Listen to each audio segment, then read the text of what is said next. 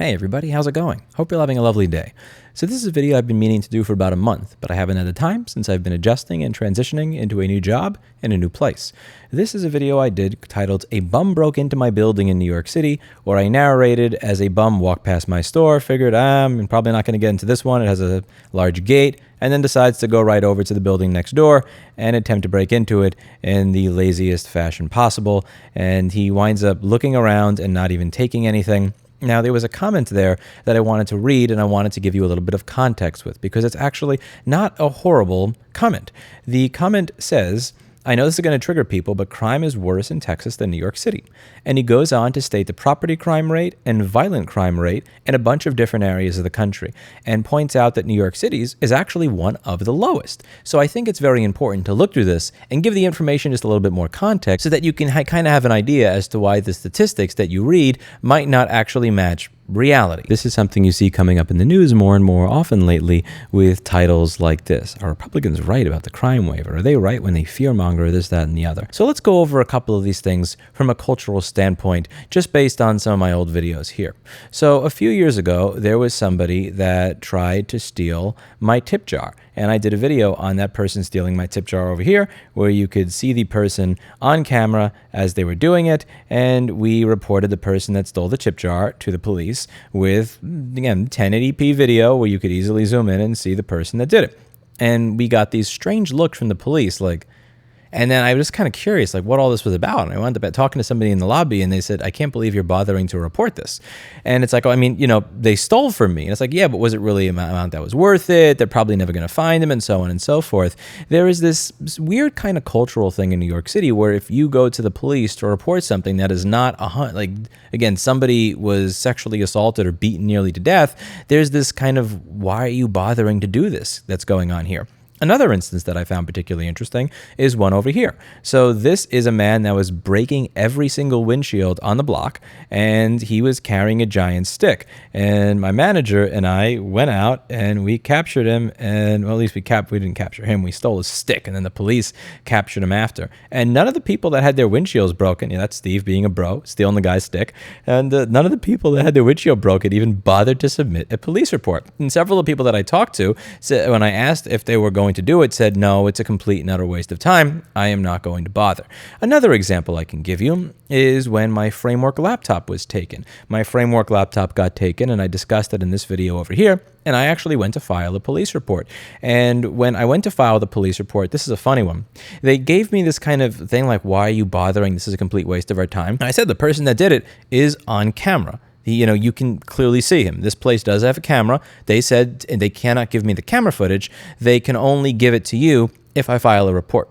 So I filed the report, and the place that had the camera footage actually had the camera footage overwritten before the police actually showed up. And the best part here is the police station is 4 walkable blocks away from the place where that happened. But wait, there's more. Remember this video I did about Verizon and somebody potentially opening a fake account that Verizon sent me to collections over? I was blaming Verizon for this because they said they needed a police report in order to file my fraud claim. And I said when I went to the NYPD, they did not even allow me to file a police report for this. So I figured, okay, maybe I'll file a complaint on the fact that I was not able to have a police report filed.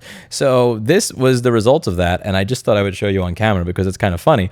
Not only was I unable to file a police report, but I couldn't even file a complaint about not being able to file a police report because they wouldn't accept it. So this over here is New York City Police Department. Dear Louis Rossman, your complaint was reviewed by the NYPD. The complaint has not been accepted. Please keep this receipt for your records. Please contact your local precinct with the reference number for assistance. This was not even something where they're expected to go out. This is literally just me just trying to document that somebody, again, I still think it was a Verizon billing error, but just so that I could get things through, somebody attempted to be me to Verizon to open accounts in my name. I simply need a piece of paper saying I reported this shit to the police so that I could go to Verizon and they literally would not do that.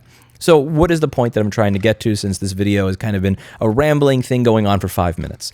If you have an area where there is a culture that it kind of believes that it's just a waste of your time to report crime, there's no point in reporting crime. If you report a crime that occurred on camera where it's clearly, the person's clearly visible, and that person paid via a credit card that has their name attached to it, it's still not worth it to walk 3 blocks over.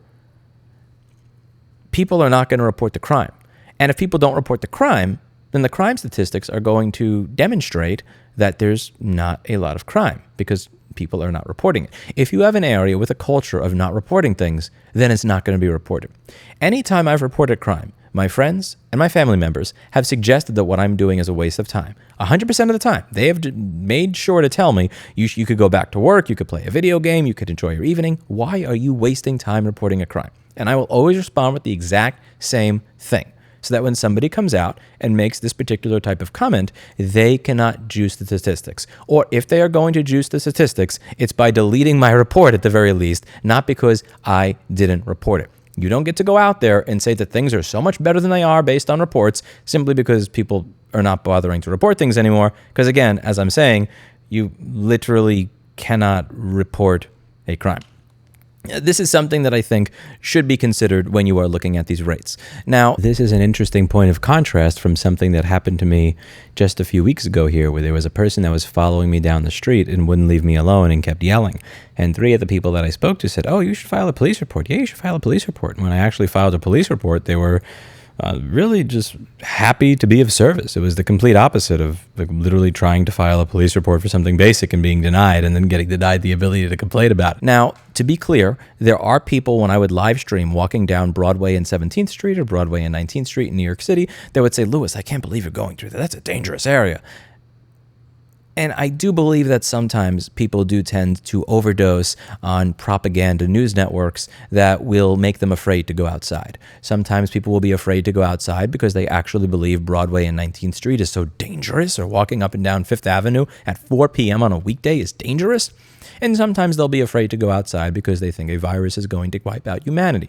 There are many different news networks that, in my opinion, profit off of keeping people scared and glued to their television to suit a particular narrative that allows them to make money by keeping you scared.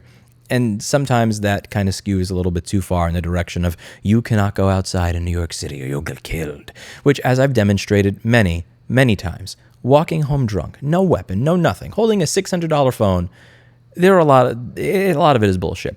But to kind of sweep it under the rug and then pretend that New York City has one of the best crime rates in the country, I cannot do that. Even though this comment that I'm responding to in this YouTube video is 1 month old, I think it really is important to understand the fact that there is a culture in the city of, if you're reporting crime, you're wasting people's time, and like low key, you're kind of being a little bitch. Like, again, that's been the underlying thing whenever somebody knows that I'm doing that and they're not somebody that's a good friend. Like, you can kind of sense that they're like implying with their words and their manner and their vernacular that you're kind of being a little bitch by reporting that. Like, what, unless you get stabbed in the arm or something, reporting it is just kind of why are you bothering with this? And I do think that is a really important thing to bring to the discussion when you're dealing with an academic that is just going to look at go to the card catalog at the library and bring up the statistics and then make an argument that way.